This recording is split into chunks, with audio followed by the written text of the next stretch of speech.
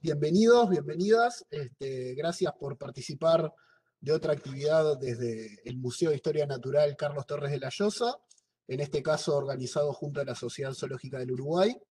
Y hoy vamos a darle la bienvenida a Estrellita Lorier, que la tengo acá a mi lado, docente de larga data y de muchísimos años en facultad, la cual supe disfrutar también en clase, y supimos trabajar juntos en secundaria también. Nos va a hablar sobre insectos, y bueno, y como modelo, no solo como insectos, sino desde la biología, sino también como para trabajar en clase. Así que, Estrellita, te doy el pie, puedes ya compartir y abrir micrófono y vamos a estar atentos a ti. Cualquier cosa, las personas que están de forma remota pueden escribir al chat las preguntas y al final se las vamos comentando. ¿Bien?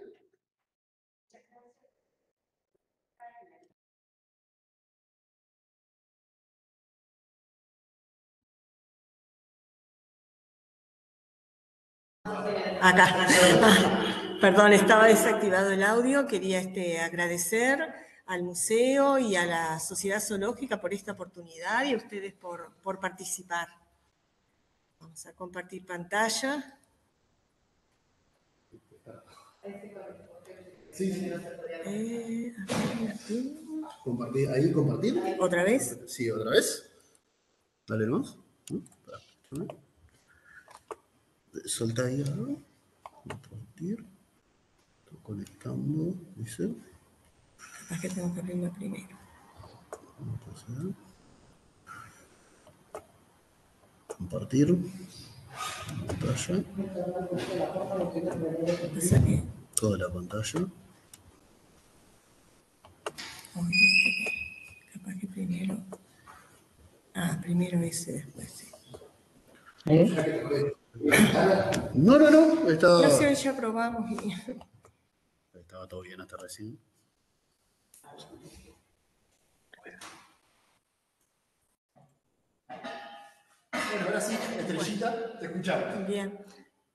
Me tengo que quedar un poco cerca de la computadora por el micrófono. No sé si estoy tapando la pantalla. No hay problema. Bueno, la charla de hoy se va a referir a utilizar los insectos como modelo de estudio para poder utilizarlos en el aula como una oportunidad para acercarse a distintos temas de la biología. Entonces, ¿por qué elegimos estudiar los insectos?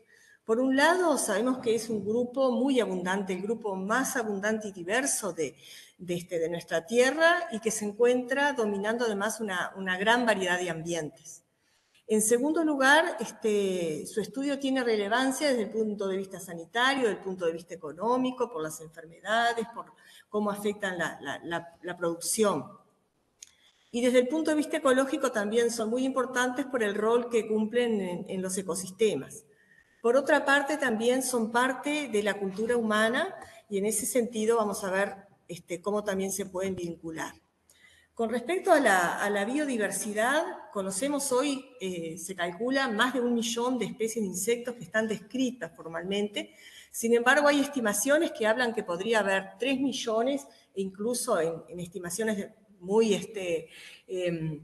tal vez exagerada, se llegó a pensar, a calcular que podrían existir alrededor de 80 millones de especies, pero un poco porque esos estudios se hicieron en las zonas de más diversidad, como eran el Amazonas, y bueno, después se proyectaba a todo el planeta y están seguramente lo más certero sea que haya entre 3 y 6 millones de especies, o sea que quedan mucho por describir y por conocer todavía.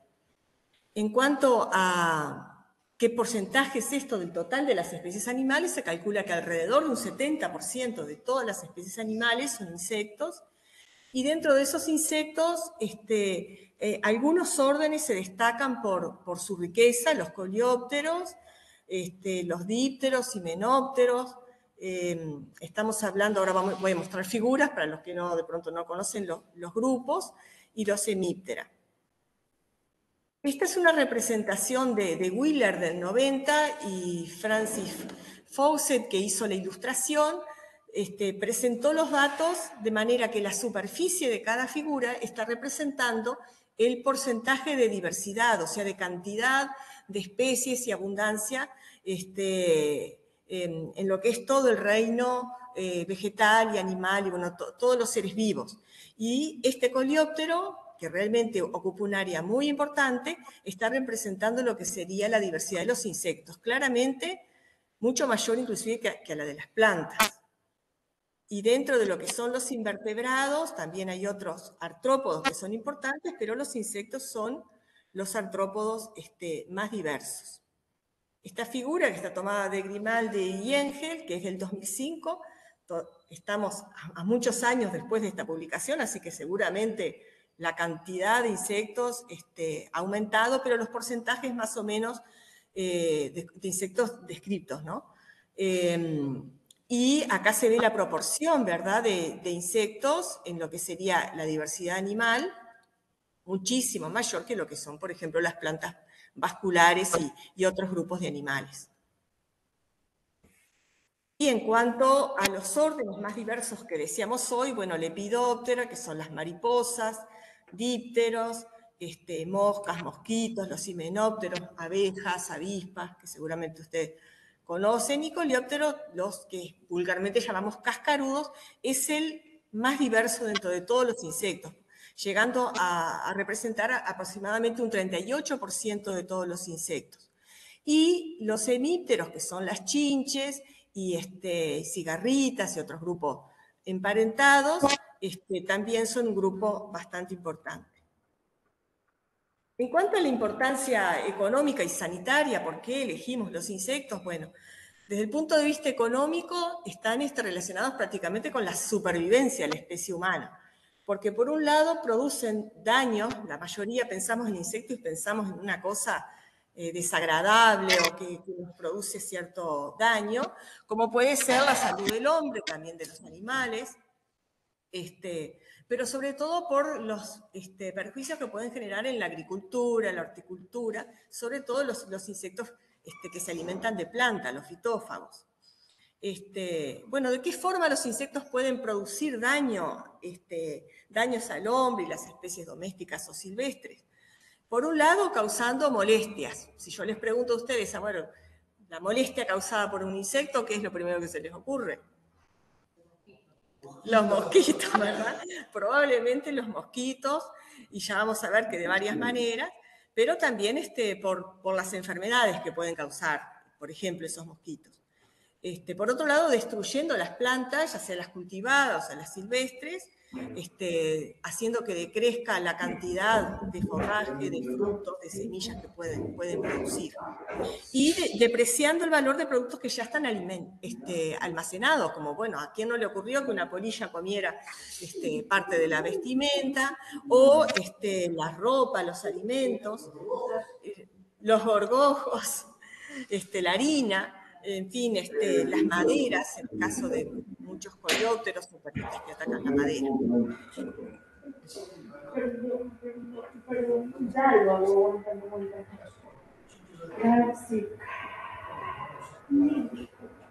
Te dije que me iba a acordar. Por supuesto. O las marcas que dejan en los frutos cuando se van a exportar ya quitan parte del valor, por supuesto. Gracias. En cuanto a las molestias y daños que pueden causar al hombre y los animales, bueno, hablamos de sonido. A quien no le ha pasado una noche no poder dormir porque hay un mosquito revoloteando, o un grillo que quedó escondido por ahí.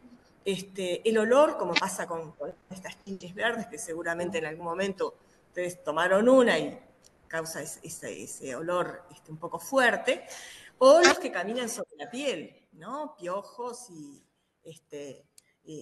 otro tipo de insectos. Después están los que pueden aplicar sustancias ponzoñosas al picar, o al morder con el aparato bucal, o insertar el ovipositor, o rozar con los pelos, como pasa con las orugas. El caso de los pelos urticantes de algunas orugas. Y después tenemos también todos los parásitos, como parásitos ectoparásitos, como son los piojos, las pulgas, Si alguno estuvo en Rocha un buen tiempo, a lo mejor tuvo la experiencia de tener esta mosca, la dermatobia, que es un díptero que luego de esta mosca se desarrolla dentro de la piel y genera como unas especies de forúnculos muy desagradables. Y bueno, la gente del lugar sabe bien cómo extraerlos, pero también pasa con los perros o con los caballos, que también generan este tipo de molestia.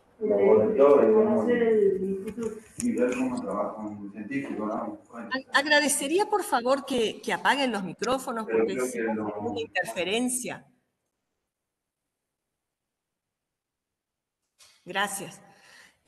Bueno, también los portadores de enfermedades, ya sea esas enfermedades producidas por bacterias, por virus o por protozoarios, que han provocado varias epidemias, como son el tifus, la peste bubónica, la fiebre amarilla, que, bueno, a principios de siglo fue muy importante en el Uruguay y también en Argentina. Producida por Aedes aegypti, el mismo mosquito que hoy en estos años ha causado problemas como el dengue, el Zika o el chikungunya. Bueno, y otras enfermedades producidas como la enfermedad del sueño, la malaria, la leishmaniasis, que también en el norte está generando algunos problemas y que son producidas por estos dípteros. Transmitidas, perdón, por estos dípteros. Bueno, los daños que pueden causar a las plantas, los insectos, como mencionaba el señor, bueno, al masticar el follaje, pero también al picar y chupar, al barrenar los tallos, troncos o los frutos, o minar las hojas se pueden ver, ¿verdad?, con estas marcas que van dejando los insectos, los que forman agallas como el molle que produce el matecito, ese árbol nativo que genera, el mismo árbol tiene 3 tipos de agallas. Algunas que son de las hojas, como estas que se ven aquí, el matecito mismo, que son como especies de tumores que genera la planta frente frente al insecto. Después tenemos todos los insectos subterráneos que ya sea por succionar savia o comer raíces, generan problemas en las plantas. También al poner los huevos, al construir los nidos. Bueno, ¿qué pasa en ese caso? No solamente el daño directo que provocan, sino que pueden transmitir algunas enfermedades producidas por virus o por bacterias, y al ir perforando una planta y luego otro, van transmitiendo esa enfermedad a las distintas plantas. Bueno, y hoy hablábamos de los insectos que atacan productos almacenados, que ustedes ya nombraron algunos, como los gorgojos, que aquí se ven en esta figura, que pueden atacar semillas, harinas. Bueno, las cucarachas, que saben que por dónde andan, por la red, por todos lados, y después pueden ir a los alimentos que tenemos guardados en la cocina. Las polillas de los granos. Y bueno, los daños pueden ser producidos por distintas partes de la etapa, del ciclo, como pueden ser las larvas o por los mismos adultos. Bueno, hoy mencionábamos el tema de la ropa, producido por las polillas, las termitas. Las termitas que nosotros teníamos naturalmente, nuestras especies nativas, no generaban problemas, pero tenemos especies introducidas que han generado en barrios enteros, como es por ejemplo la zona de Tres Cruces, Carrasco, problemas con la madera, que son especies introducidas, como las de los dibujitos animados, que empiezan a comerse todos los marcos de las puertas. Bueno, los pececitos de plata, que seguramente al mover alguna caja, un libro viejo, ahí aparecen, que son esos insectos que se alimentan a veces de los pegamentos que hay en los lomos de los libros.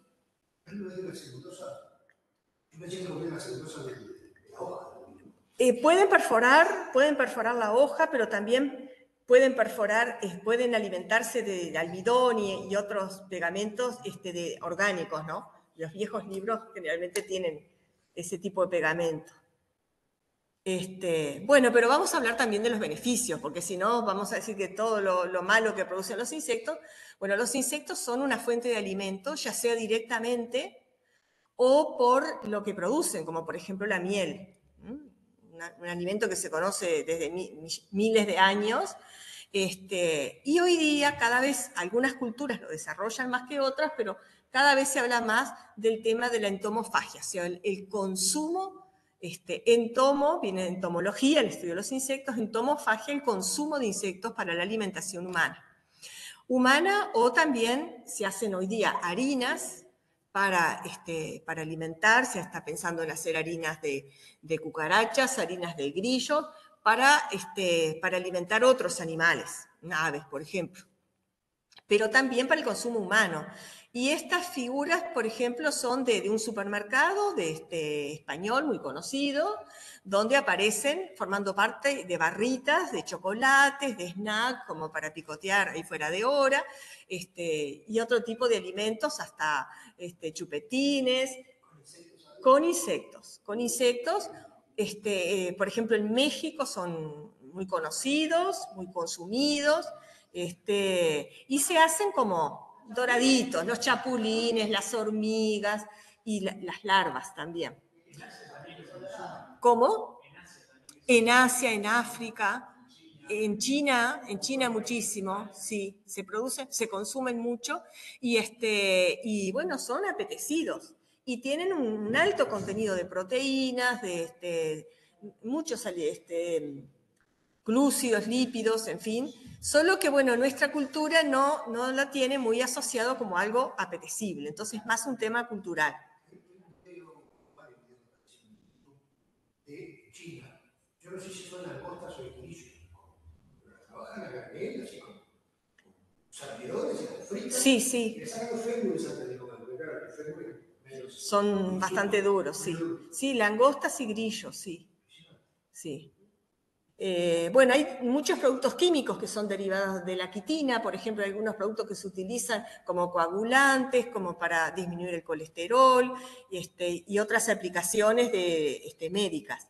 Bueno, la seda, producida por el gusano de seda, colorantes como el carmín, que es producido por una cochinilla, la laca natural, si bien ahora se utiliza sobre todo la sintética, bueno, la cera de abeja, que tiene muchísimos usos, y productos medicinales como son los propóleos, el polen, la pitoxina.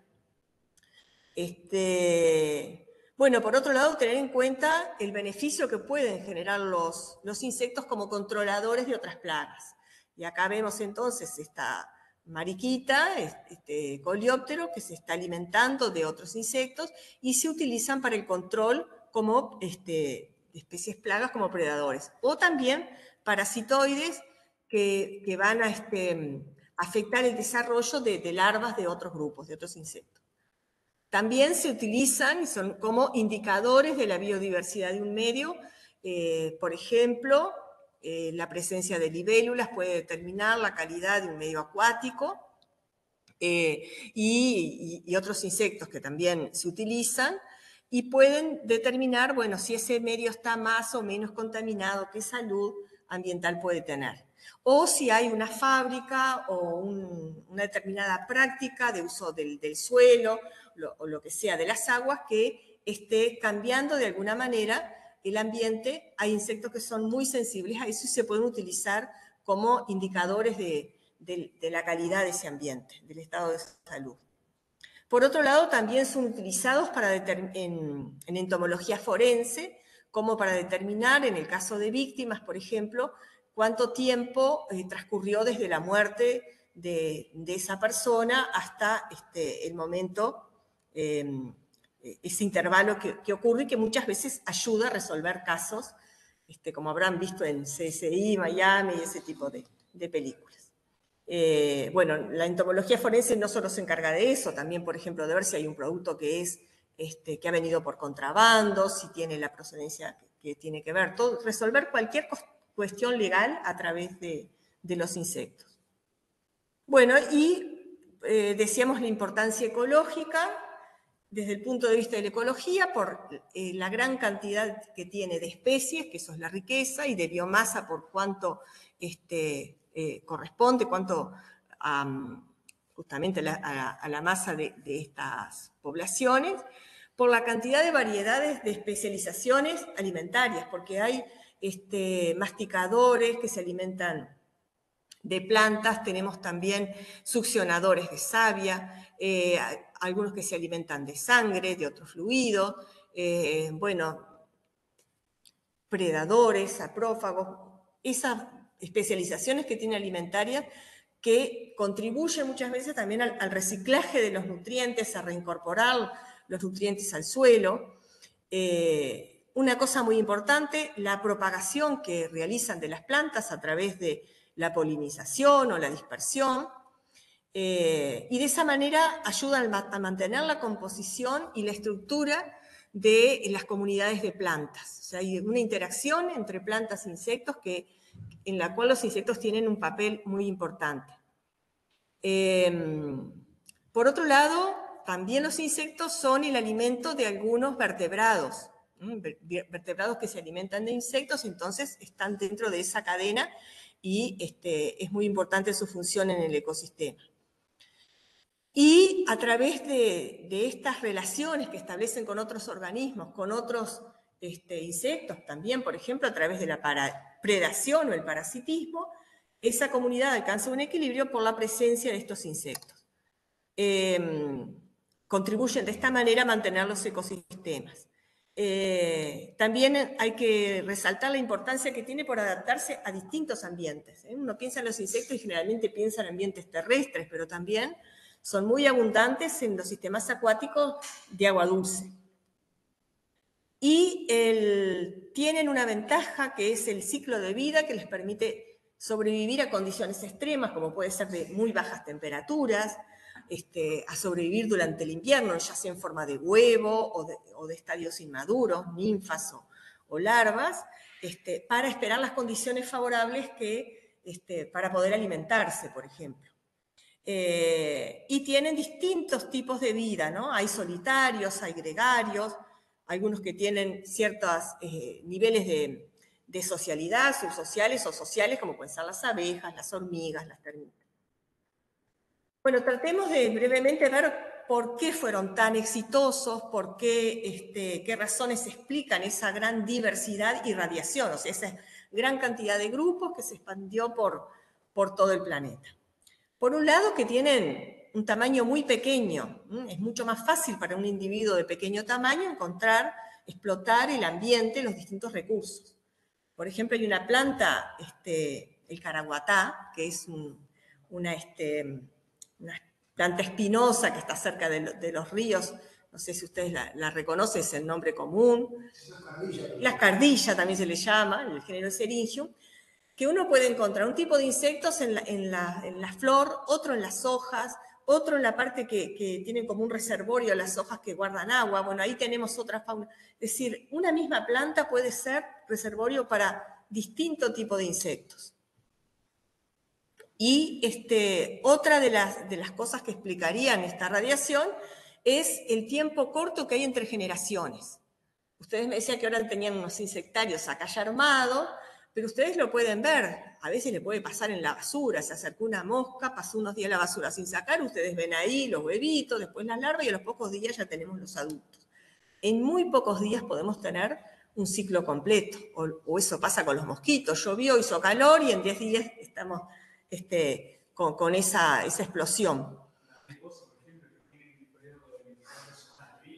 Ahí está. Eso es muy dependiente también de la especie, de las condiciones, pero en general es mucho más corto que si pensamos, no sé, en un vertebrado. Cualquier mascota que ustedes tengan, saben que tardan años antes de llegar a la edad adulta.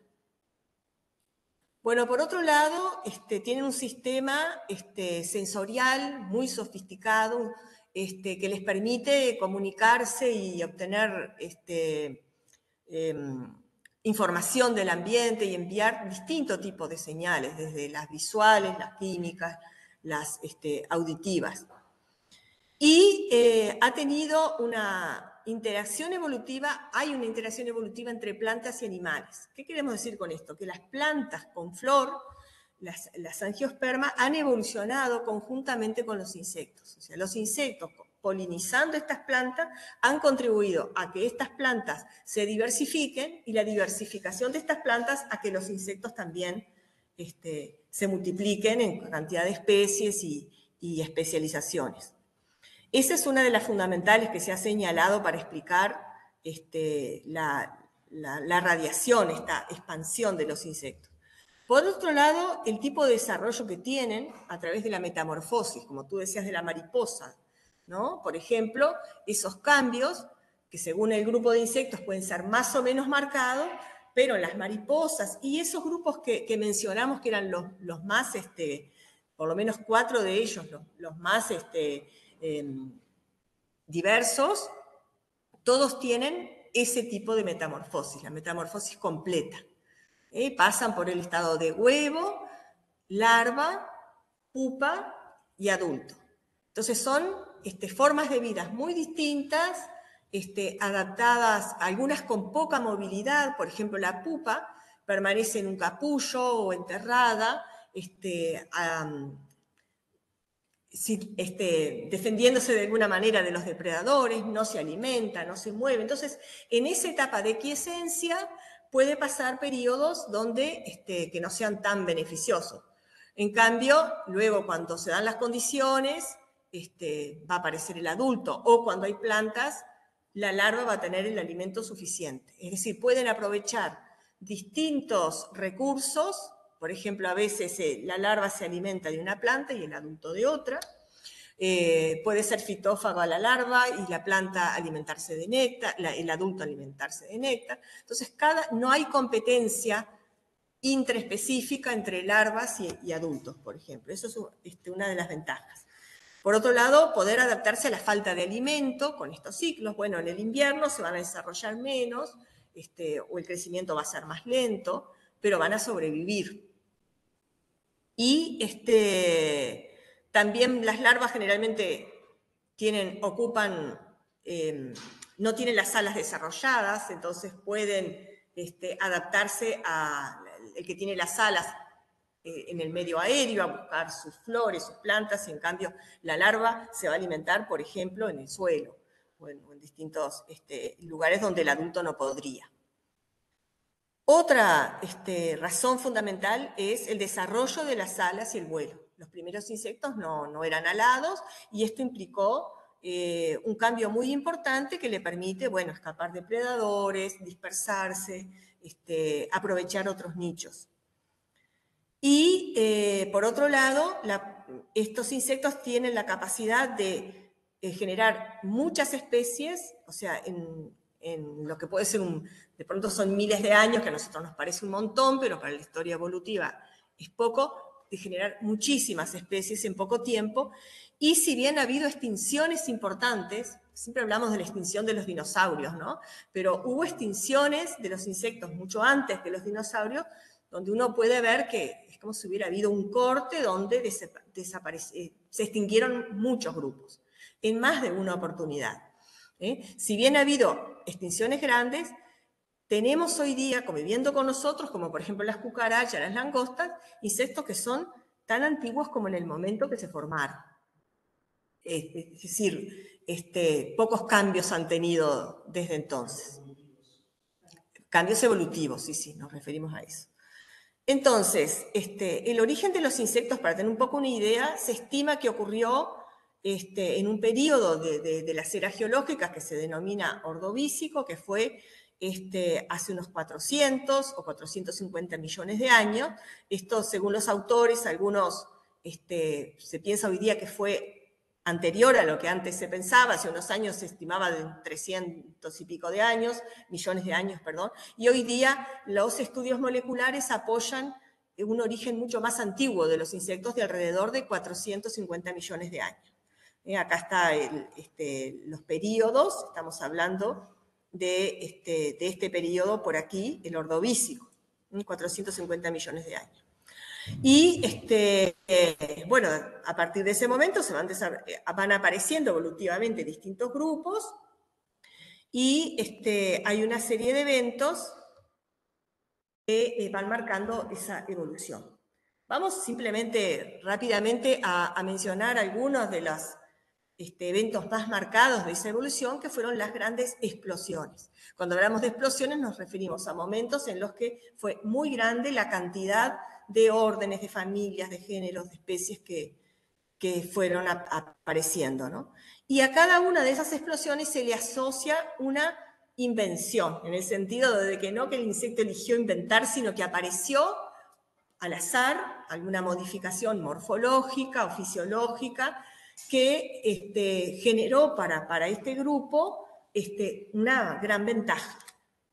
Entonces, también pudo, además de esa invención, modificaciones que ocurrieron en el ambiente o ambas cosas a la vez. Saben que hubieron cambios en la posición de la Tierra, cambios en el clima. Bueno, y estas eras están caracterizadas y de alguna manera pueden explicar esto. Se habla de estas tres grandes momentos, tres explosiones, una que fue alrededor de 300 millones de años en el Carbonífero y coincide con la invención del ala y el vuelo. Luego otra, un poco más reciente, en el Pérmico-Triásico, de entre 280 y 210 millones de años, donde aparece por primera vez la metamorfosis completa, y eso sería la explicación. Y la más reciente, entre 135 y 65 millones de años, que es cuando se pone a punto la polinización y esa coevolución entre las plantas con flor y los insectos, y también se diversifican de mayor forma los insectos sociales, principalmente los himenópteros. Esa primera explosión evolutiva aparecían insectos con unas faunas muy ricas, muy variadas, y lo que se tiene de registros fósiles, que eso también es muy como al azar, no muestra todo lo que existió, sino, bueno, si tuvimos la suerte de tener un registro fósil en ese momento, bueno, ¿qué es lo que se encontró allí? Y se han encontrado por cada artrópodo, o sea, araña o crustáceo, que no sea insecto, se han encontrado más de 20 insectos, o sea que ya en ese momento eran muy diversos. Y lo particular de esta época es que había algunos, que podemos decir gigantes, ¿no? Libélulas, paleodictiópteros, que eran como unas cucarachas gigantes, similares a unas cucarachas, pero picadoras y chupadoras, que medían, por ejemplo, esas libélulas gigantes podían tener una envergadura de hasta unos 60 centímetros de ala. Imagínense que una libélula les ande revoleando con ese tamaño. Realmente, también, sí. O sea, una fauna bastante rica. Si bien esas libélulas, ¿verdad?, eran predadoras, carnívoras, pero la mayoría eran insectos pequeños, que medían del orden del centímetro. Ahora, por cambios que hubo en la composición de la atmósfera, por los predadores que iban acompañando, bueno, esta fauna fue de las primeras estos grandes insectos que se extinguieron, y se supone que toda esta primera explosión tuvo que ver con la invención del ala, ¿verdad? O sea, la aparición del ala y del vuelo. Implicó no solamente tener las alas, sino que pudiera desarrollarse la función del vuelo, los músculos, las articulaciones, para que las alas se movieran de la forma adecuada. Y fueron, de alguna manera, fueron los primeros animales en conquistar el aire, y eso representa una ventaja muy importante para escapar de los predadores de la Tierra. Si bien la primera ala que se encuentra como fósil ya era un ala bien formada, con sus nervaduras, con su articulación, por lo tanto, hay unos 40 millones de años que no se sabe qué fue lo que pasó. O sea, no se conoce exactamente el origen de las alas, sino ya un ala bastante evolucionada.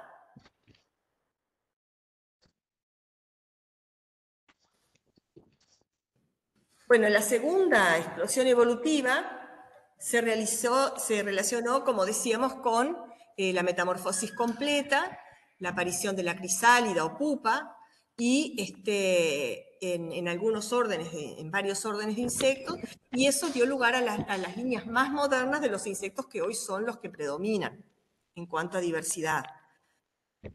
Mencionamos Lepidoptera, los dípteros, bueno, coleópteros, que son los más diversos. Bueno, ese periodo, ya en ese periodo los coleópteros tenían una posición muy dominante y aparecen nuevas familias. Es bastante raro el surgimiento de nuevos órdenes. Ya en ese momento teníamos prácticamente todos los órdenes que conforman hoy los insectos, que son alrededor de 30 órdenes. Y por último, la tercera explosión evolutiva, la primera parte de esa explosión, que fue la parte del Cretácico inferior, es el momento en que se desarrollan los ecosistemas actuales. Es decir, antes teníamos más que nada un clima tropical, una diferencia entre estaciones húmedas y muy secas, y bueno, a partir de este momento ya hay un desarrollo mayor de lo que serían el clima cálido. Los pastizales surgen como ecosistemas que antes no estaban presentes, y la diversificación de las plantas con flor, de las gimnospermas. Bueno, como decíamos hoy, esto tiene que ver con la polinización, en este momento una nueva estrategia de polinización mediada por animales, pero principalmente por los insectos. Y esa coevolución continúa después en un periodo más reciente, que ya sería de la época actual, que es el Paleógeno, de hace unos 65 millones de años, donde se profundiza esta diversificación en los distintos ecosistemas. Bueno, esos insectos son los que van a hacer, como decíamos, la importancia en los ecosistemas. Esos insectos son los que van a poner en funcionamiento estos ambientes. Como mencionábamos también, esto es acompañada por esa diversificación y gran cantidad de grupos de insectos sociales, los himenópteros, que fueron los que me faltó mencionar. Bueno, vamos a ver este último punto, que es la relación que tienen los insectos con la cultura, las relaciones que tienen los insectos con el hombre.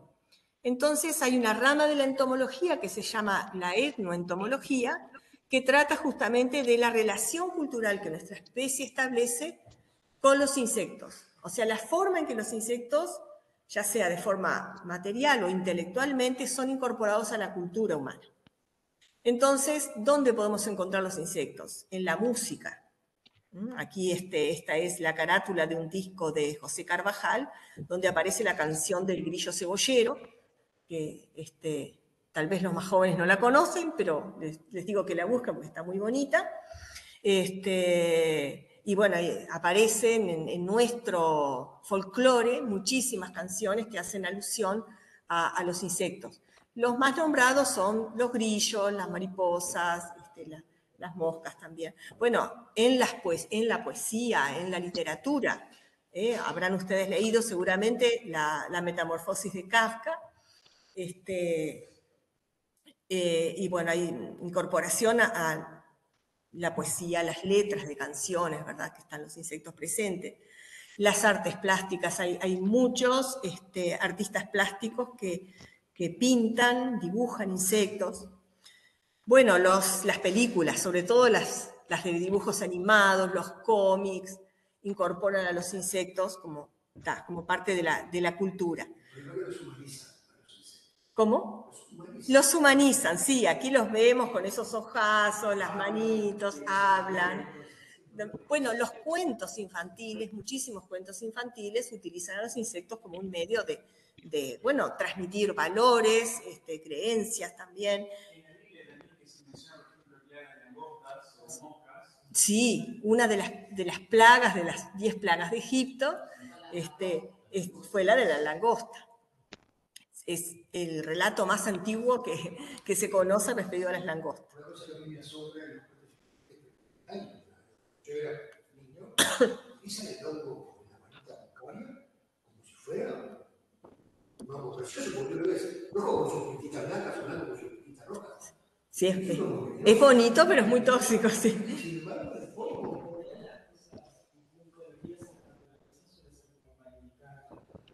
Es verdad. A veces sí. A veces sí. Hay mucha gente que utiliza los colores para decir, hay que ser venenoso. Sí, o por mimetismo. Bueno, entonces no vamos a profundizar en este aspecto, pero a quien le interese o quiera realmente, hay mucho para explorar, ustedes que son del área artística, la joyería, la escultura, muy interesante. Bueno, nosotros queríamos llegar a esto, a por qué utilizar a los insectos como modelo de estudio, ¿no? Por un lado, son fáciles de mantener y reproducir en el laboratorio. Relativamente fácil si estamos comparando, por ejemplo, con un vertebrado. Las generaciones se suceden rápidamente y a lo largo, por ejemplo, pensando, no sé, en lo que puede ser la enseñanza primaria, secundaria o terciaria, se puede a lo largo de un curso tener un desarrollo, generar un proyecto donde tengamos varias generaciones. Es el típico, pero tenemos tantas especies nuestras que podemos utilizar también. La facilidad de acceder a muchos individuos para hacer un estudio cuantitativamente es importante. Y menos trabas legales, cosa que no quiere decir que no las haya. Hasta hace un tiempo cualquiera podía colectar la cantidad de insectos que quisiera. Hoy día ya, para hacer colectas hay que llenar formularios, hay que solicitar autorización. Bueno, no es tan fácil, pero dentro de todo, digamos, las especies con las cuales hay más trabas legales para trabajar son generalmente los vertebrados. Y son útiles como modelos para comprender procesos biológicos generales. O sea, si estamos pensando en la enseñanza de la biología, la investigación que se realiza o la enseñanza se puede hacer porque estos insectos son utilizados en la genética, en la embriología, en distintas ramas de la biología, el estudio del comportamiento, de la evolución, biología molecular, bueno, para probar determinadas teorías, que son teorías importantes para la biología, como son la teoría de poblaciones, la teoría de la evolución, selección sexual, se utilizan siempre como modelo de estudio de los insectos por estas facilidades. Y nosotros vamos a concentrarnos en este último punto, es que brindan muchas posibilidades para la investigación en el aula. Pero desde este punto de vista, las posibilidades que ofrecen para la investigación en el aula, podemos brevemente hacer un relato de lo que este laboratorio, así como está en este precioso liceo, con esta forma y todo esto, es una muestra también histórica de cómo se concebía la ciencia en el Uruguay, por ejemplo, en ese momento. Entonces, el laboratorio fue considerado siempre como un medio didáctico favorable para el aprendizaje de las ciencias y las actividades del laboratorio como una estrategia didáctica para enseñar la biología. Pero en los primeros años de la enseñanza de las ciencias en el Uruguay, tanto en las escuelas como en los liceos, las clases de laboratorio eran demostrativas, ¿no? Entonces el profesor se paraba aquí, hacía el experimento, o mostraba la disección, o existían, por ejemplo, como se ven allá en el fondo, ese tipo de ¿cómo se llama? Modelos también, para de alguna manera mostrar. Si bien el estudiante cada vez fue teniendo más acercamiento para poder experimentar con los organismos, generalmente las prácticas, por lo menos en el año 80 y eso, eran como con un protocolo muy rígido, donde el profesor proponía qué se iba a hacer, cómo se iba a hacer, qué pasos. Y bueno, fue pasando del profesor y su clase demostrativa a los trabajos en grupos, a que el estudiante tuviera más participación. Y bueno, eso se ha ido modificando. Si el valor que tiene las prácticas, digamos como le llamamos nosotros, las prácticas, las actividades experimentales en la enseñanza de la biología. Hubo un cambio de enfoque en el trabajo de laboratorio hacia el final de los 90, donde se entiende que el aprendizaje de la ciencia pasó a ser un proceso de incorporación de la cultura. Y las actividades de laboratorio pasaron a ser, o se pretendía en distintos países, que pasaran a ser parte de la cultura científica. Entonces, en estas palabras que cito a Martínez, ella menciona que el alumno adquiere los conocimientos, códigos y prácticas propias de la ciencia a través de las interacciones sociales que ocurren en la escuela y que le permiten introducirse a la cultura científica. O sea, la actividad de laboratorio como de laboratorio o de aula, es decir, las actividades con material, como una manera de introducirse a la cultura científica, la forma de trabajar del científico. Con una frase típica que se usaba cuando, por lo menos yo estudié, sí, estoy escuchando cosas. se hablaba de aprender haciendo ciencia. O sea, se pretendía que el alumno, haciendo ciencia, aprendiera. Y entonces el laboratorio y la clase pasan a ser el ámbito que brinda la oportunidad a los estudiantes para lograr un aprendizaje significativo. ¿Qué queremos decir con eso? Que eso perdure, que tenga sentido para su aprendizaje y que pueda luego utilizar esos aprendizajes en otras situaciones de la vida, que le sirva para la vida. ¿Tá? Entonces, que aprendiera a través de esto a lo que hace un científico, ¿no? Formular hipótesis, diseñar una actividad, un proyecto, un pequeño proyecto, para sacar datos, analizar esos datos, obtener conclusiones y, de alguna manera, discutir sobre esos resultados. Es decir, repetir el alumno en clase la tarea del científico. Se pretendía a través de esto promover podemos decir, indagación, para no usar investigación en los términos de la ciencia dura, pero que sean cercanas al trabajo de los científicos. Más recientemente, y sin querer entrar en discusiones sobre los cambios en la enseñanza, que bueno, todos tenemos que involucrarnos en eso, pero hoy día se habla más de que se adquiera, que el estudiante adquiera lo que llamamos una alfabetización científica. En el sentido de que el estudiante tenga la capacidad para usar ese conocimiento de la biología, digo científico en general, pero estamos refiriendo a la biología, para poder identificar cuáles son las cuestiones de interés, cuáles son las preguntas que se formule, y poder obtener respuestas basadas en evidencia, poder distinguir entre lo que puede ser verdadero y no, lo que es una fuente fiable y no, para poder entender el mundo natural y tomar decisiones como ciudadano. ¿Qué voy a votar frente a esto? ¿Qué posición voy a tomar frente a lo que pasa en mi barrio, en mi ciudad, en mi país? De manera que esa enseñanza de la biología influya en él y su actitud como ciudadano, frente a problemas ambientales, por ejemplo.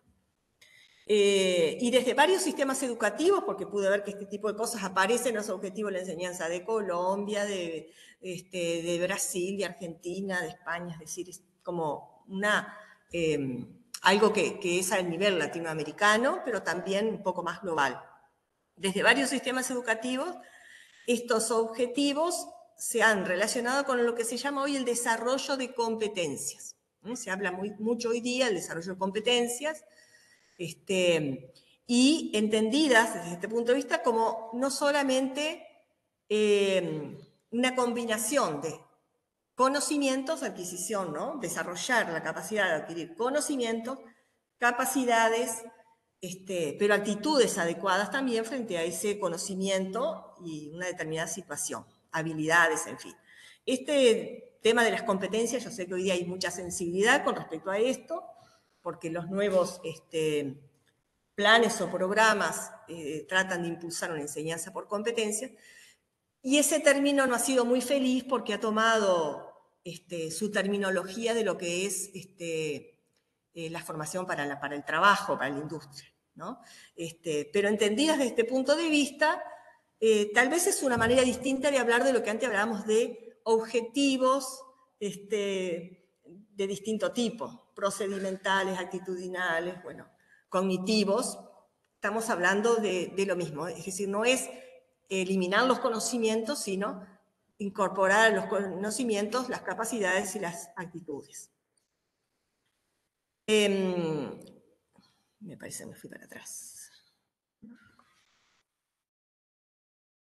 Bueno, entonces estaríamos hablando de estudiar a los insectos, utilizar a los insectos como parte de una estrategia didáctica para formar competencias científicas en general, para formar habilidades, capacidades y conocimiento acerca de la biología. También tener en cuenta a los estudiantes y a sus familias en el entorno natural en el que viven, permitiéndoles conocer cuáles son los insectos de su lugar, la entomofauna de su localidad, y familiarizarse así con la realidad de su entorno. ¿Por qué los insectos? Porque resultan un material estimulante que puede despertar el interés de los estudiantes hacia las ciencias en general, que les permite desarrollar la curiosidad, formularse preguntas y trabajar una serie de conceptos básicos biológicos, utilizándolo como una herramienta que puede favorecer los procesos de enseñanza de la biología, de enseñanza-aprendizaje.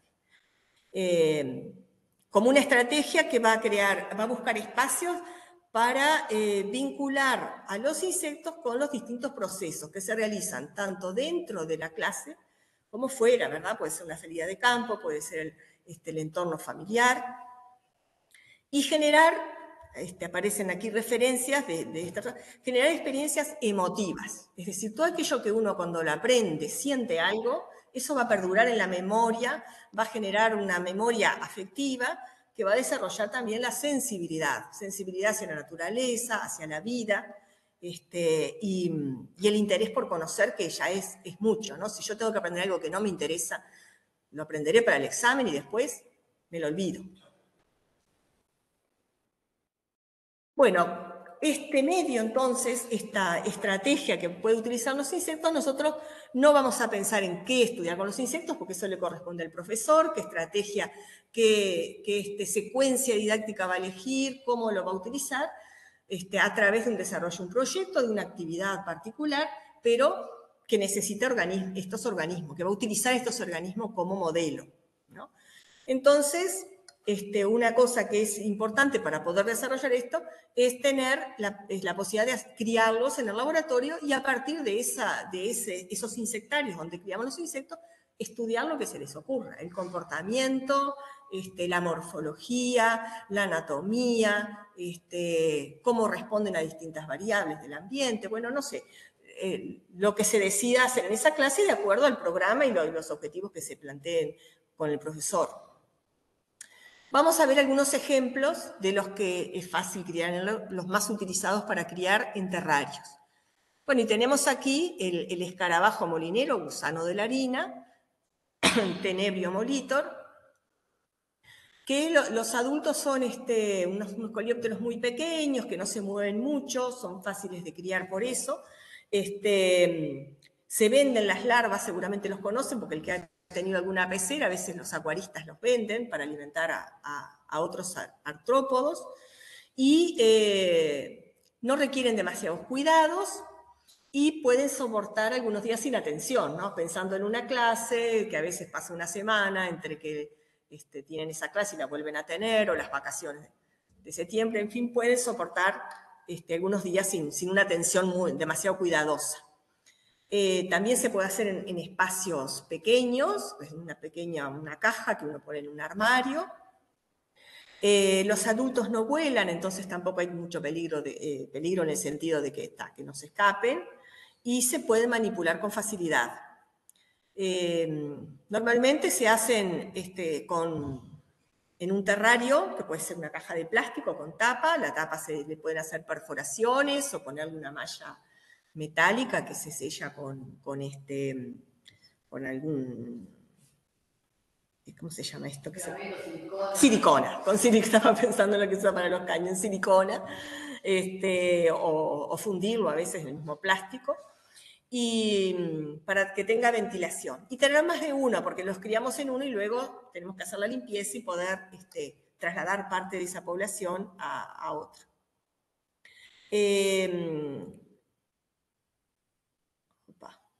Bueno, se suele utilizar como medio, como sustrato y también como alimento, una mezcla de harina de trigo, eso sería más o menos un 60%, salvado, un 10%, avena, 20%, y levadura en polvo, un 10%. Esto es una fórmula, puede haber otras, pero aparentemente está da buen resultado. Se coloca por encima de ese medio toallas de papel sanitas, por ejemplo, que se pulverizan con agua, para mantener la humedad, y también, o si no, puede colocarse un recipiente, una tapita, por ejemplo, con un algodón humedecido. Bueno, después de unos meses hay que hacer la limpieza, unos meses, así que fíjense que no da mucho trabajo. Se remueve parte de ese sustrato, se deja una parte por si tienen huevos para que aparezcan más larvas, y se arma uno nuevo y limpio, ¿no? Tienen que estar en un lugar bien aireado y no necesitan mucha luz. Bueno, lo que no puede faltar realmente es la harina y el salvado, pero también para complementar la alimentación se les puede dar trocitos de manzana, de zanahoria, pepinos, distintos vegetales frescos de donde también obtienen el agua. Y bueno, para evitar que crezcan mohos, es decir, hongos y otros patógenos, hay que quitar los restos de esos alimentos y renovarlos, ¿no? Cada 3 días aproximadamente. Bueno, acá hay algunas recomendaciones que, bueno, no siempre es posible hacerlo. Si se tiene un autoclave, se recomienda el alimento, también una vez que se prepara la mezcla, pasarla por autoclave antes de usarla, para evitar otros contaminantes, ¿no? Y lo mismo el recipiente, o hoy día también me han dicho que da resultado utilizar el microondas, unos minutos de microondas para... ¿Cómo es para esterilizarlo? Ahí está. Bueno, lo mismo de limpiar y después volver a introducir los animales recogidos en un nuevo sustrato. Bueno, esto es en un autoclave que se puede dejar una temperatura 70 grados. Esto para la comida. Quizá no sea necesario tanto. Uno lo puede hacer en un horno también, pero no 72 horas, ¿no? Bueno, aquí tenemos algunas muestras. Fíjense, esto es un tarro que puede ser de dulce de leche, un pequeño recipiente perforado. En esa perforación ahí tiene la rejilla metálica, las hojas que les decía de papel, aquí se ven algunos adultos, o un recipiente más grande, que esto es más o menos del tamaño de la computadora. Ahí pueden ver las larvas, los adultos, y se refugian también debajo de esas hojas que se ponen ahí. Y fácilmente se quedan. No mucho, tal vez una vez por semana, no sé ustedes cómo lo están haciendo, pero si le das alimento, al darle alimento fresco no necesitan agua, pero si no se le da alimento fresco, ahí sí hay que humedecer. Eso ya hidratarse y ya le da alimento, le da humedad al ambiente también eso. Y si no, pero no sé, una vez por semana, una cosa así, un spray a penitas, no mojado totalmente.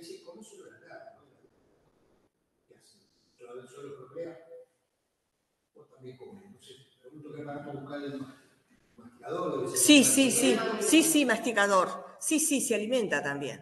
También se alimenta. Sí, siempre la larva se alimenta mucho más, pero el adulto se alimenta. Bueno, después tenemos también estas cucarachas, la Blattica dubia, que le llaman cucaracha de las leñeras, le llaman algunos, que es esa cucaracha bastante grandecita, tiene algunos tintes amarillos en el abdomen, que se encuentra generalmente donde se guarda la leña. El macho tiene alas largas, la hembra alas cortas, pero igual no son voladores, no son las que entran por la ventana en verano ni las...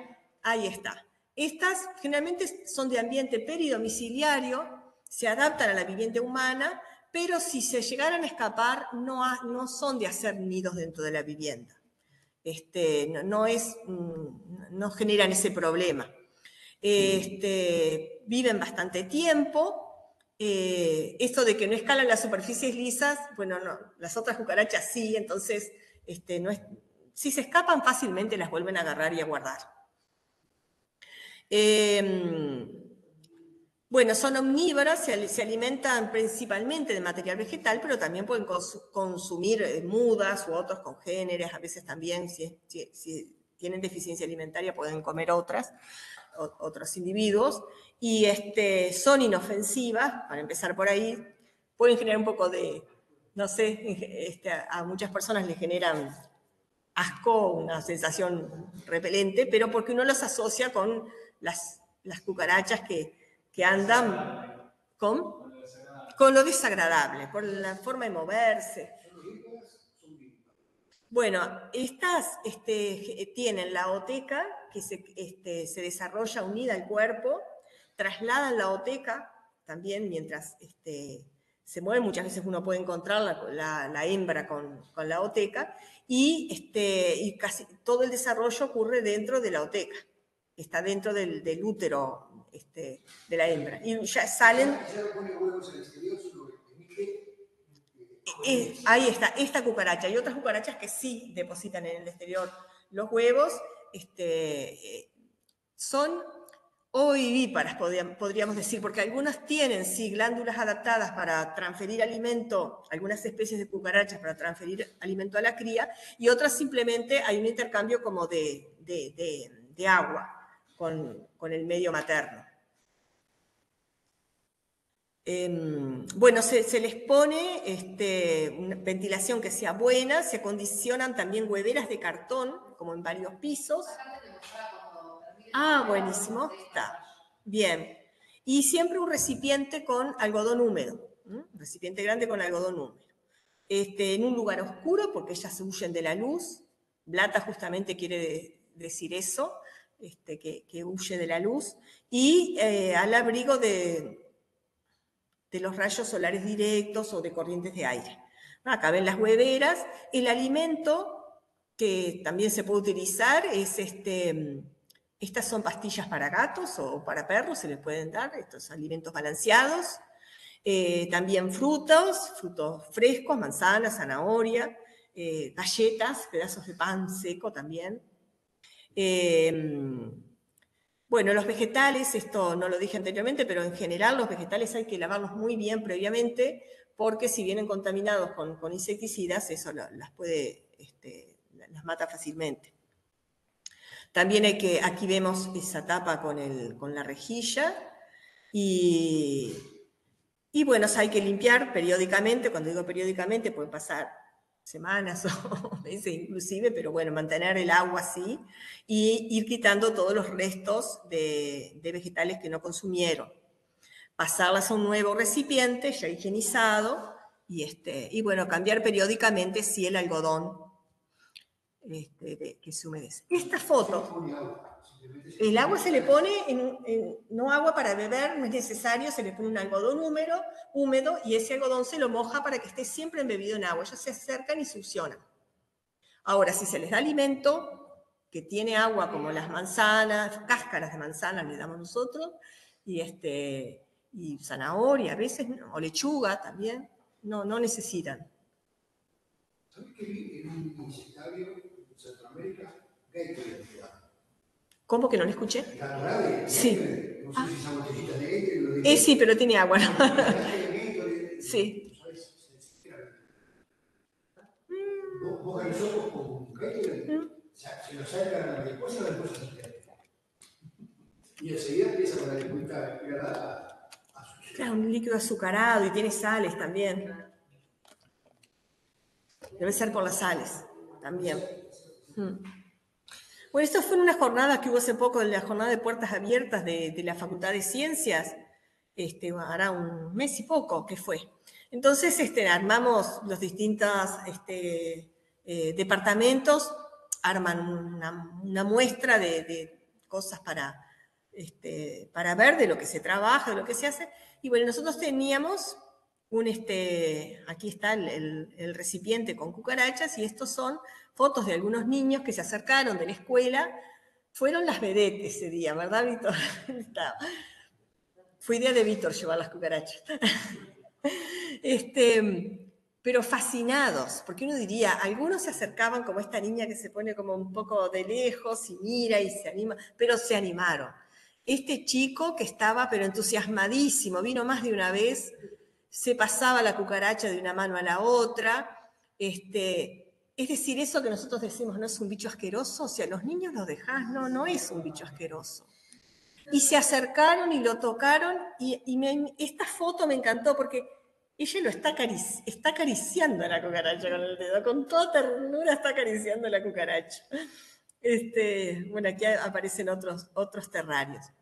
Quiere decir que esos niños que vinieron varias veces, que se fascinaron, si tú pones eso en el aula y lo vinculás con algún aprendizaje, de este o de otro insecto, ¿no? Por lo menos eso, ¿no? Sí. Eso me pasaba en casa, ¿no? En casa de herrero, cuchillo de palo. Cuando aparecía un bicho y me hicieron, saltaban, gritaban, subían arriba de las cosas. No, terrible. Bueno, vamos a ver ahora otros insectos que también se pueden crear en el laboratorio con cierta facilidad, como son los grillos y tetigónidos, que, bueno, el nombre común para tetigónidos puede ser un poco confuso porque se le llama también saltamontes, pero saltamontes acá se usa para las langostas también. Es decir, son lo que tienen en común, ¿verdad? Tienen las antenas largas, las antenas muy largas. Esto se parece a las langostas, pero no son langostas, son familiares de los grillos. Las langostas tienen antenas cortas y, bueno, y otras características también que si bien son todos ortópteros, pero son de otro suborden.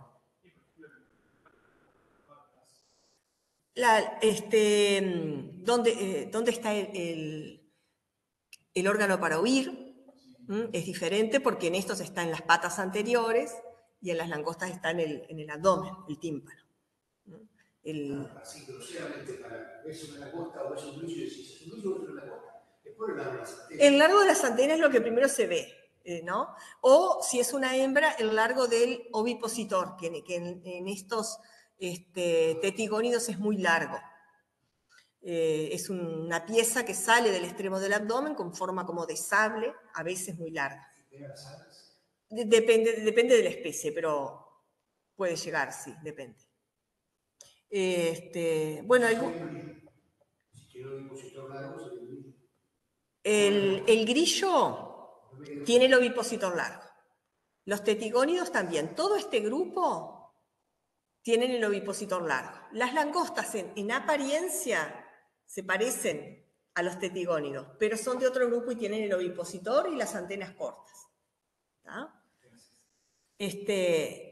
Estos individuos tienen, algunos grillos son territoriales, y eso hace que si los vamos a criar en un insectario van a surgir peleas entre ellos, van a luchar por el espacio, hasta se llegan a morder. Entonces hay que generar en ese terrario suficiente espacio, no pueden estar demasiado, muchos individuos, y generarles espacios para esconderse, para tener su territorio ahí, ¿no? Que pueden ser las hueveras, como mencionamos, pueden ser cajitas de cartón, en otra época eran cajitas de fósforos, hoy día no sé si se consigue, toallas de papel arrugadas, maderas perforadas, con perforaciones para que tengan refugios. Hay que asegurarles cierta calefacción en los meses de frío, como puede ser una lámpara de 40 watts, no de las de luz fría de ahora, sino de las tradicionales, que le da luz y le da calor.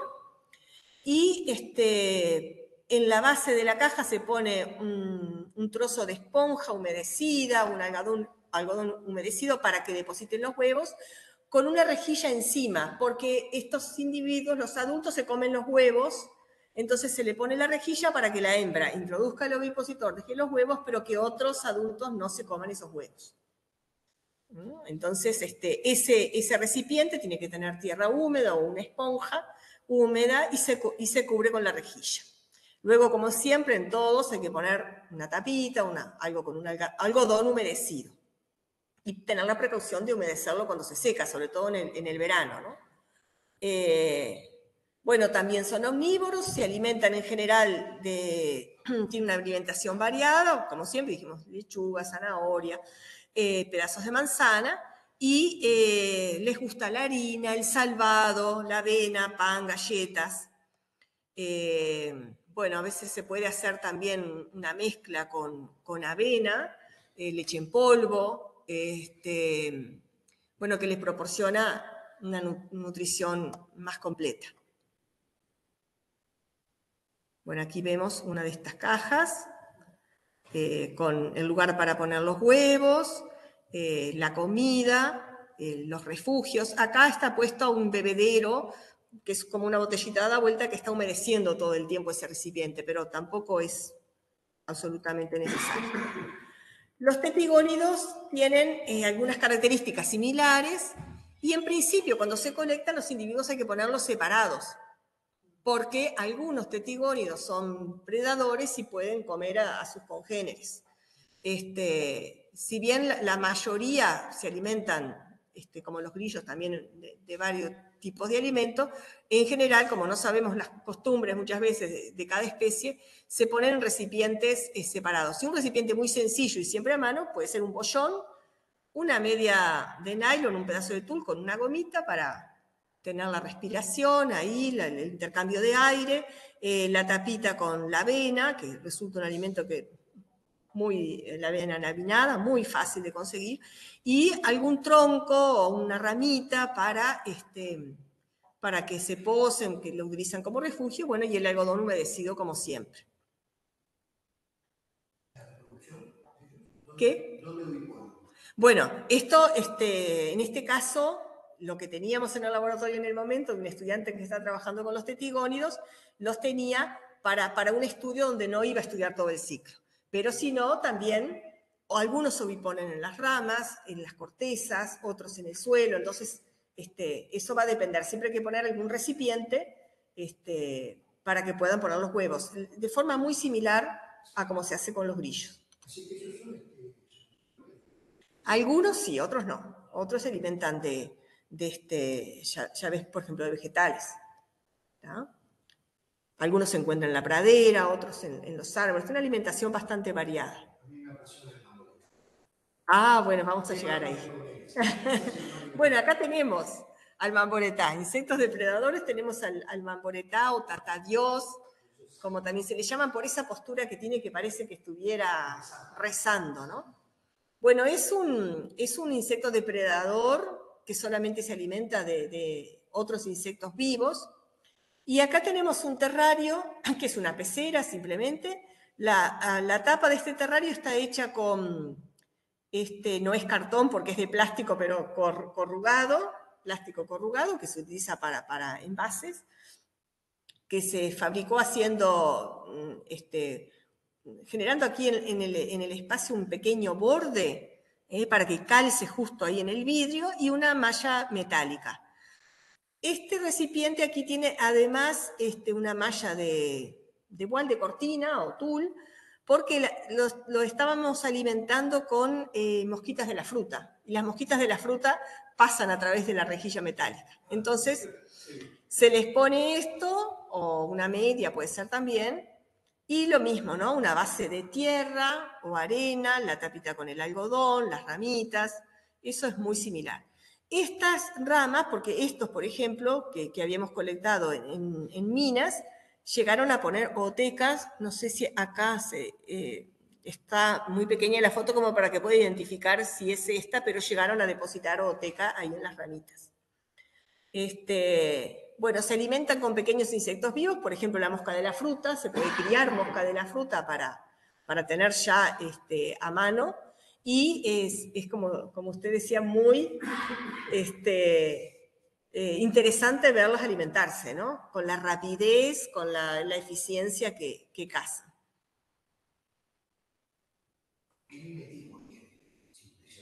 Ah, sí.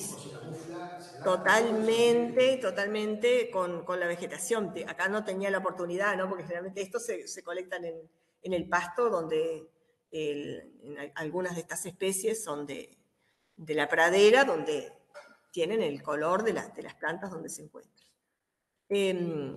Otro ejemplo que queríamos mostrar es el de el escarabajo de la duna, para mostrar un ejemplo de insectos del suelo.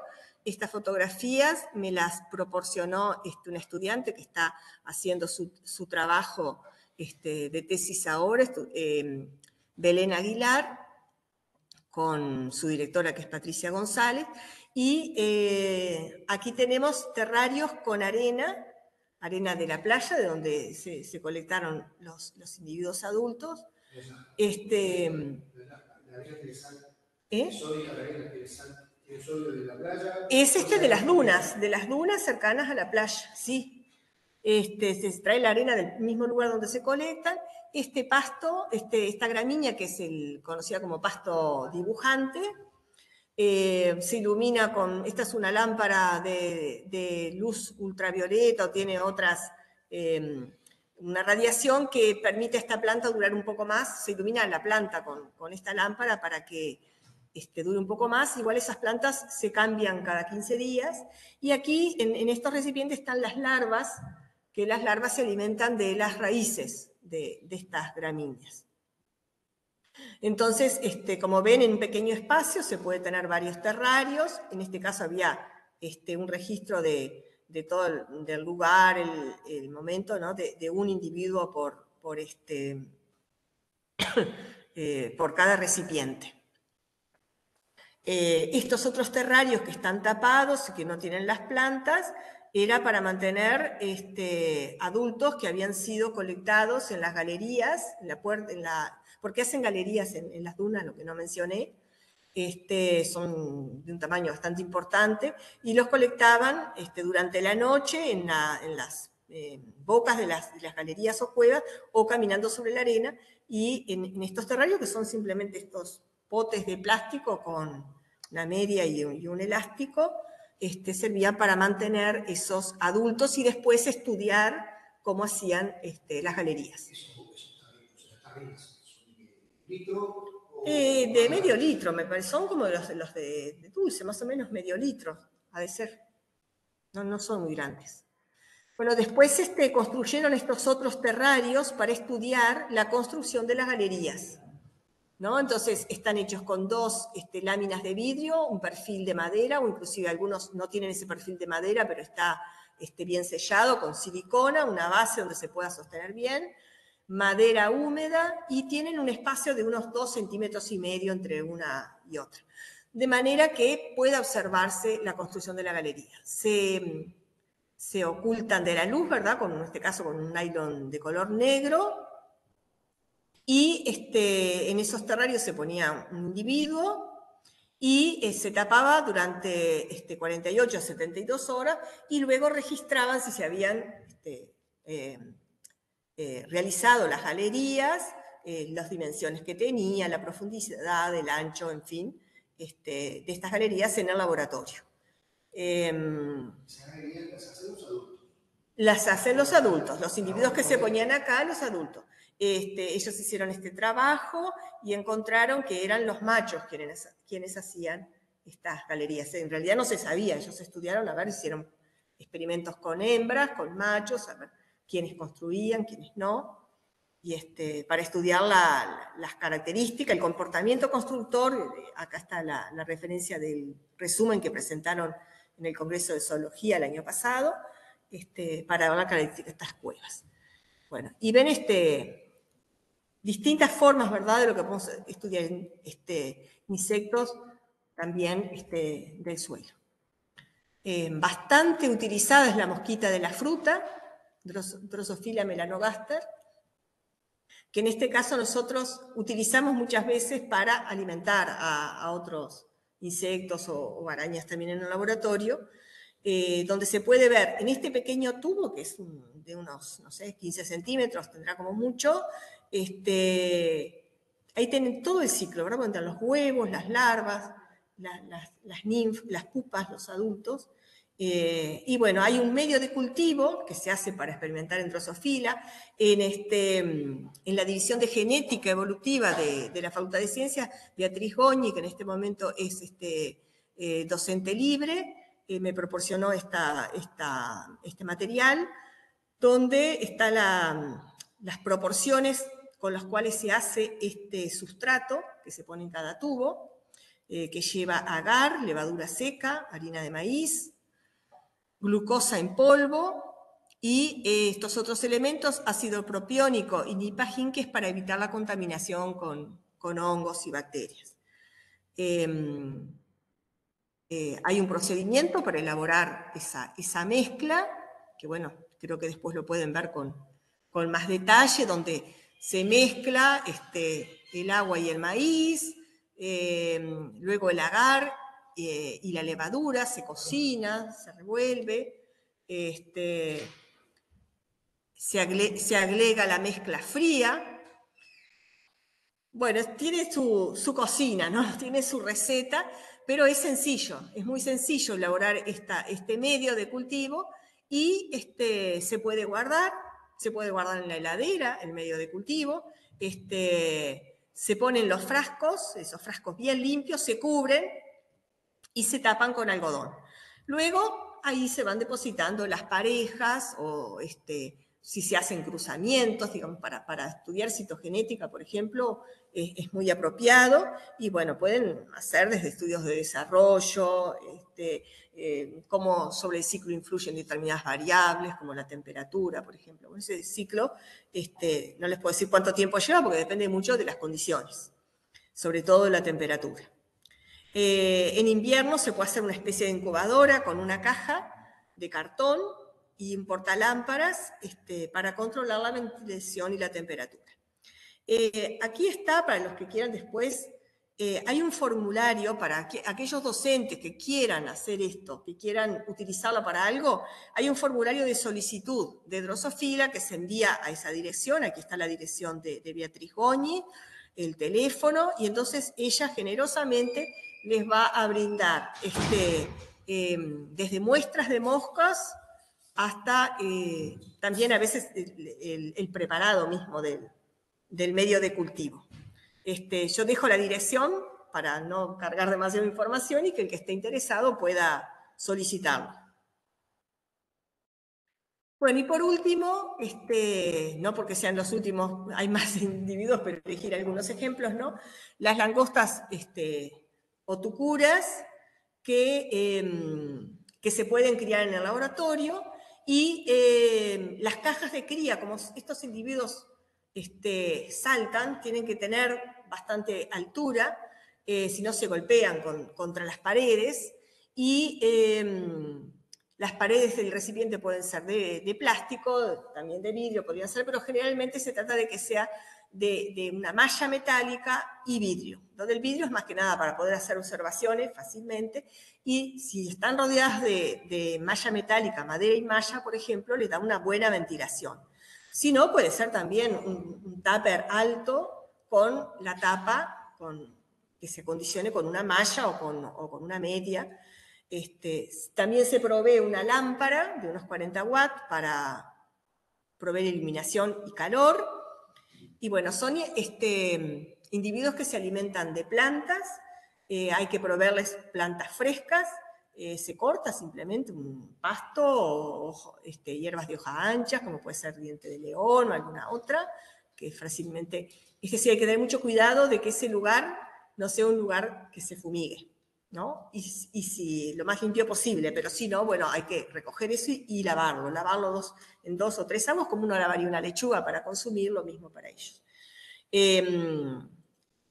Esa alimentación fresca se le proporciona cada 2 o 3 días, y se mantiene una especie de florero con agua que se cierra la base con algodón.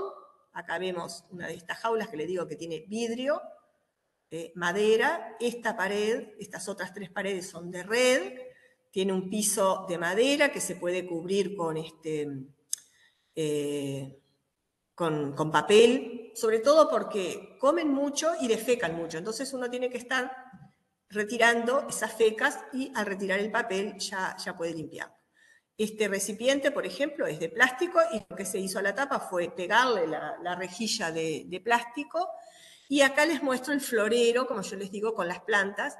En principio, si no sabemos lo que consumen, tenemos que ofrecerle alimento variado, gramíneas, o sea, pastos y hierbas de hoja ancha, y después... Ahí está, la selectividad alimentaria, qué es lo que eligen comer, y después uno ve qué es lo que prefieren y, bueno, los puede alimentar con eso. Como ven, es simplemente un frasquito con agua, y aquí en la base se cierra con el algodón. Una, porque los pequeños individuos a veces, queriendo tomar agua, a veces se caen en el frasco para cerrarlo, pero por otro lado, este algodón se va a permanecer humedecido y pueden venir ahí a beber el agua, en el propio algodón del florero. Luego la lámpara, que se pone evitando, ¿verdad?, si es plástico, que no toque porque se va a fundir el plástico a determinada distancia, y ya le proporciona iluminación y calor. Luego, si queremos tener varias jaulas, ¿no, verdad?, en una estantería podemos acondicionar varias jaulas. Estas tienen la pared de adelante de vidrio y tienen un orificio y una especie de tapa que se puede girar, donde, bueno, uno levanta esa tapa para meter la mano y manipular, y después la tapa cae. Y si no, este vidrio, por ejemplo, se puede hacer como para poder elevarlo y bajarlo, o este modelo tiene esta tapa que se quita y por ahí uno introduce la mano y manipula, que tampoco es todo el tiempo. Como ven, también se pueden alimentar con lechuga o zanahoria, algunas especies, no todas. Y este recipiente que se ve acá, que es otro recipiente de plástico, puede ser un vasito de plástico con tierra, que tiene que tener una profundidad de unos 10-15 centímetros, que sirve para poner los huevos, para depositar los huevos. Depende de la especie, ¿no? Algunas depositan sobre hojas, otras depositan en tierra, pero la mayoría en tierra. ¿Y se puede poner más de uno ahí? Sí, no hay problema. Machos, hembras, bueno, depende si se quiere estudiar comportamiento contra solo la pareja o contra el individuo solo. Bueno, esta fue la charla. Muchas gracias por participar del lugar. Muchas gracias por venir. Espero que les haya gustado. Bueno, y cualquier cosa a las órdenes. Estrellita, te hago unas preguntas acá desde el público virtual. Sofía nos pregunta, ¿cuál sería un buen proyecto para trabajar e implementar con lepidópteros? Bueno, yo le diría que no quise tocar el tema de lepidópteros porque tenemos una compañera que es especialista en lepidópteros, Gabriela Bentancur, que ha dado muchos cursos de trabajo con lepidópteros, y yo lo que le sugeriría a, ¿cómo es la persona que preguntó?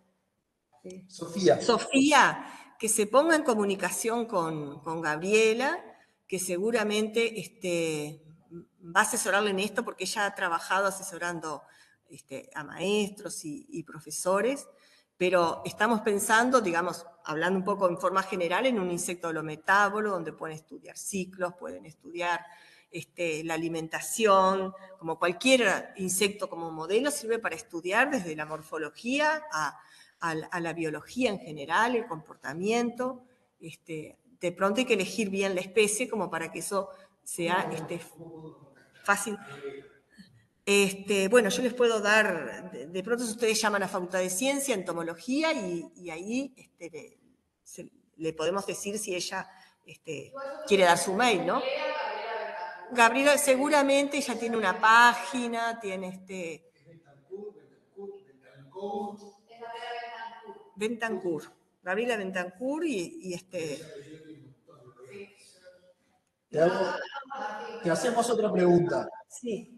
Leticia nos pregunta, yo supongo que se refiere a los que excavaban, si necesitaban mucha profundidad de suelo. ¿A cuál se refieren? ¿A los escarabajos? Yo supongo que sí, porque no dice cuál, pero cualquier cosa de la profundidad del suelo. Bueno, esos terrarios que mostré tenían unos, no sé, 60 centímetros de profundidad más o menos. No recuerdo exactamente la medida, pero en este caso de que las galerías eran profundas, sé que hay galerías que pueden llegar a más de 60 centímetros de profundidad, alrededor de 60 centímetros, así que supongo que estos terrarios tienen un poco más. Bien, muchas gracias. Por acá no tengo, para comunicarse con Gabriela, Gabriela Bentancur en Entomología de Facultad. Entomología de Facultad de Ciencia o cualquier otra consulta que ustedes quieran realizar o plantear alguna inquietud, pueden escribirme a mí y derivo la pregunta a la persona indicada. O sea, nosotros nos especializamos en algunas áreas, ¿no? Por ejemplo, yo trabajo con ortópteros, Víctor trabaja con cochinillas, con hemíptera, otros compañeros con coleópteros, ¿verdad? Entonces, los ortópteros son las langostas, los grillos, tetigónidos.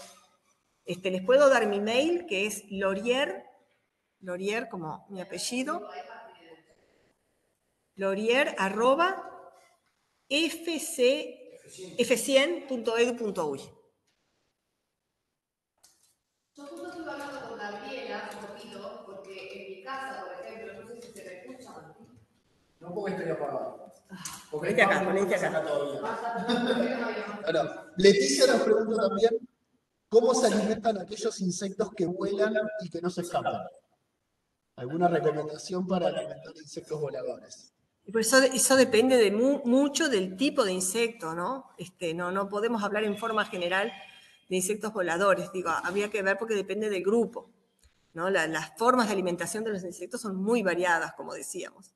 Entonces hay que ver, normalmente cuando no sabemos de qué se alimenta, si uno los recoge en un lugar, lo que conviene siempre es traer plantas del lugar, por ejemplo, y eso nos puede dar una pista. Y después, bueno, buscar cierta información sobre el grupo, en fin, para ver, o observar en el campo dónde están, ¿verdad? Si están, dónde están posados, si se están alimentando, pero no hay una respuesta sola para esa pregunta.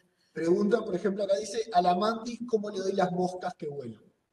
Ah, sí, buena pregunta. Con se hace una especie de tubo, es un tubo que se utiliza para succionar los insectos, puede ser de plástico, como los que se usan en la salud, para distintos artefactos, uno de esos tubos, se pone un tubito de vidrio en un extremo, ese tubito se tapa la porción que va dentro del tubo con un algodón y uno lo que hace, o con una gasita, uno succiona, se pone la gasita para no tragarse, uno succiona el insecto con ese aspirador, en realidad ese es un aspirador manual, y luego se sopla en la caja para ponerlos ahí. Y si no, una forma práctica, un pequeño tubo de estos de plástico, uno puede posar sobre la mosca o sobre un pequeño insecto y luego rápidamente uno lo tapa con un papel por debajo de la tapa del tubo, algo chato, y luego se introduce dentro del terrario. Muy bien, muchas gracias, Estrellita. Acá cortamos y, bueno, los que estamos acá vamos a quedar conversando un rato más. Bueno, muchas gracias a usted.